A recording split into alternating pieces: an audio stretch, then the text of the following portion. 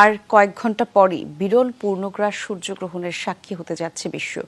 4 মিনিটের জন্য সূর্যকে পুরোপুরি গ্রাস করবে চাঁদ, তবে কেবল উত্তর আমেরিকার দেশগুলো থেকে দেখা যাবে মহাজাগতিক এই দৃশ্য।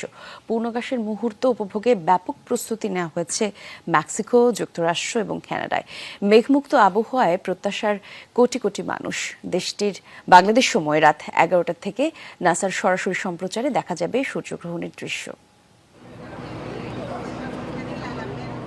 মেক্সিকোর উত্তরাঞ্চলীয় শহর টরেন প্ল্যানেটেরিয়াম চত্বরে সূর্যগ্রহণের সাক্ষী হতে এসেছেন শত শত মানুষ। কয়েকদিন আগে থেকেই তাঁবু গেড়ে অবস্থান নিচ্ছেন জ্যোতির্বিদ্যায় আগ্রহীরা।